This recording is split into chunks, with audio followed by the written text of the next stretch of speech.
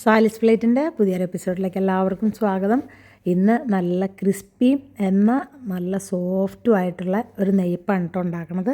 അപ്പോൾ അതിനെന്തൊക്കെയാണ് വേണ്ടത് നമുക്ക് നോക്കാം. ഞാൻ 2 കപ്പ് 250 ml കപ്പിൻ്റെ അകത്ത് 2 കപ്പ് അരി എടുത്ത് കഴുകി ഒരു 6 മണിക്കൂർ സോക്ക് ചെയ്യാനായിട്ട് വെച്ചിട്ടുണ്ട്.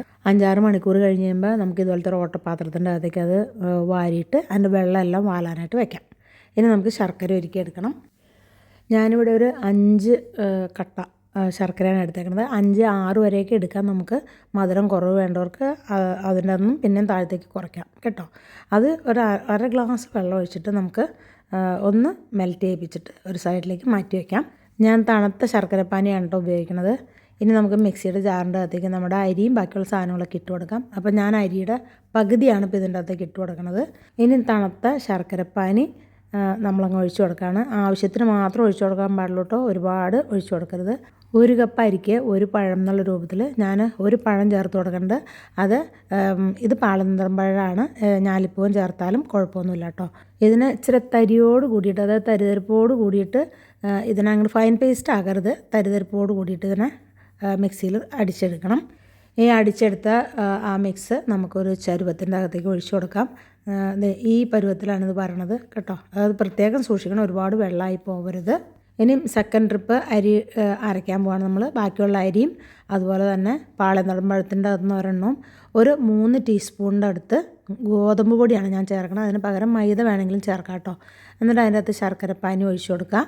ഈ ശർക്കരപ്പാനി ചേർത്തതിന് ശേഷം നമുക്കിതിനൊന്ന് മിക്സ് ചെയ്ത് കൊടുക്കണം. ആ അരിയോട് കൂട്ടത്തിൽ അങ്ങ് മിക്സ് ചെയ്ത് കൊടുക്കണം. കാരണം മിക്സിയിൽ അടിക്കുമ്പോൾ ഇതിൻ്റെ കട്ടയൊക്കെ പൊക്കോളും. എന്നാലും നമ്മളൊന്ന് മിക്സ് ചെയ്ത് കൊടുത്തിട്ടുണ്ടെങ്കിൽ കുറച്ചും കൂടി നല്ലതായിട്ടിരിക്കും. ഇതിലേക്ക് 1/2 ടീസ്പൂൺ ഉപ്പും കൂടെ കൂടിയിട്ട് ചേർത്ത് കൊടുക്കുക. ഇതിനെ നമുക്ക് മിക്സിയിലൊന്ന് നന്നായിട്ട് അടിച്ചെടുക്കാം. അതും ഈ പറഞ്ഞ പോലെ തരിതരിപ്പോട് കൂടിയിട്ട് തന്നെയാണ് കേട്ടോ അടിച്ചെടുത്തേക്കണത്. അരി നമ്മൾ മിക്സിയിൽ ഇട്ട് കഴിഞ്ഞിട്ട് ഉടനെ കൊണ്ടുവന്ന് ഒരുപാട് ശർക്കര നീര് ഒഴിക്കരുത്. ആവശ്യത്തിന് മാത്രം കുറച്ച് ചേർത്ത് കൊടുക്കുക. എന്നിട്ട് ഇത് തരിതരിപ്പോട് കൂടി അരിച്ചിട്ട് ഞാൻ ചെരുവത്തിലേക്ക് ഒഴിച്ചു. അതും എന്നിട്ട് ചെരുവം മൂടിയിട്ട് ഞാനൊരു രാത്രി മുഴുവൻ ഇത് റെസ്റ്റ് ചെയ്യാനായിട്ട് മാറ്റി വെച്ച് കൊടുത്തേക്കാണ്. പിറ്റേ ദിവസമായി നമുക്ക് കുറച്ച് ജോലികൾ ചെയ്യാനുണ്ട്. കുറച്ച് തേങ്ങാക്കൊത്തൊന്ന് വറുത്തെടുക്കണം. അപ്പോൾ അതിന് വേണ്ടിയിട്ട് ഞാനൊരു പാൻ വെച്ചു. അതിൻ്റെ അകത്തേക്ക് 2 ടീസ്പൂൺ ഗീ ചേർത്ത് കൊടുക്കുന്നുണ്ട്. അത് അങ്ങ് മെൽറ്റായി വരുമ്പോൾ നമുക്ക് ഈ നമ്മൾ കട്ട് ചെയ്ത് വെച്ചേക്കണം തേങ്ങാക്കൊത്ത് അതിൻ്റെ അകത്തേക്ക് ഇട്ട് കൊടുക്കുക. ഒരുപാടൊന്നും അങ്ങ് മൊരിയണ്ട കേട്ടോ, കാരണം ഇനി അത് ഫ്രൈ ആവാനുള്ളതാണ് കേട്ടോ. അപ്പോൾ ഒരു ചെറിയൊരു ബ്രൗൺ കളറിലേക്ക് എത്തുമ്പോൾ ഞാൻ പതുക്കെ സ്റ്റൗ അങ്ങ് ഓഫ് ചെയ്തിട്ട് അതിൻ്റെ അകത്തേക്ക് നമ്മുടെ എള്ളിട്ട് കൊടുക്കുകയാണ്. കറുത്ത എള്ളുണ്ടല്ലോ, ആ എള്ളങ്ങ് ഒരു 2-3 സ്പൂണങ്ങ് ഇട്ട് കൊടുക്കുക. അത്ര ഇട്ടാലും നല്ലതാണ്. എള്ള് കഴിക്കുന്നത് ഏറ്റവും നല്ലതാണ്. ഞാൻ സ്റ്റൗവ് ഓഫ് ചെയ്തതിന് ശേഷമാണ് കേട്ടോ ഈ എള്ളിട്ട് കൊടുത്തേക്കുന്നത്. എന്നാലും വെളിച്ചെണ്ണ പതുക്കെ അനങ്ങണത് നിങ്ങൾക്ക് കാണാം. അത് കുഴപ്പമില്ല. ഇനി അതിനെ തണുക്കാനായിട്ട് നമുക്കൊരു ദിവസത്തേക്ക് മാറ്റി വയ്ക്കാം.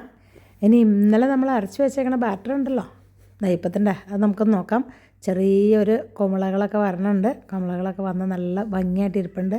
അതിനെ ഒന്ന് പതുക്കെ മിക്സ് ചെയ്ത് കൊടുക്കാം. അതിന് ശേഷം നമ്മൾ വറുത്ത് വെച്ചേക്കണ തേങ്ങാക്കൊത്തൊക്കെ ഇല്ലേ, തേങ്ങാക്കൊത്ത് ചൂടാറി കഴിഞ്ഞു, ചെറിയ ചൂടോയിട്ടാലും കുഴപ്പമൊന്നുമില്ല കേട്ടോ. ഇനി ഇതിന് സൂപ്പർ ടേസ്റ്റ് തന്നെ ഒരു സാധനമുണ്ട്. അതായത് ഏലക്കായും ജീരകവും അതുപോലെ ചുക്കും കൂടെ കൂടിയിട്ട് പൊടിച്ചത്, 3 സാധനം കൂടെ കൂടിയിട്ട് പൊടിച്ചത്. അതൊരു 2-2.5 സ്പൂൺ ഇട്ട് കൊടുക്കാം. അതുപോലെ തന്നെ അത് 1 പിഞ്ച് ബേക്കിംഗ് സോഡ ഞാൻ ചേർത്ത് കൊടുക്കുന്നുണ്ട്. ഒരുപാടായി പോകരുത് കേട്ടോ, വളരെ കുറച്ച് ഇട്ട് കൊടുക്കാൻ പാടുള്ളൂ. ഇനി ഇതെല്ലാം കൂടി നമുക്ക് ഒന്ന് നല്ലപോലെ മിക്സ് ചെയ്തെടുക്കാം. ഇതൊന്നങ്ങ് മിക്സ് ചെയ്തിട്ട് നമുക്ക് ഒരു ദിവസത്തേക്ക് മാറ്റി വയ്ക്കാം. അതിന് ശേഷം നമുക്ക് എന്ത് ചെയ്യണം, നമുക്കിത് വറുത്തെടുക്കാനുള്ളൊരു പാൻ അടുപ്പത്തേക്ക് വെച്ചെടുക്കാം. ഞാനിവിടെ ഒരു ചെറിയ പാനാണ് എടുത്തേക്കണത്. എന്നിട്ട് ഞാൻ അതിനനുസരിച്ചിട്ട് കുറച്ച് വെളിച്ചെണ്ണ, അപ്പോൾ നമുക്ക് ഓയിൽ കുറച്ച് മതിയാവും.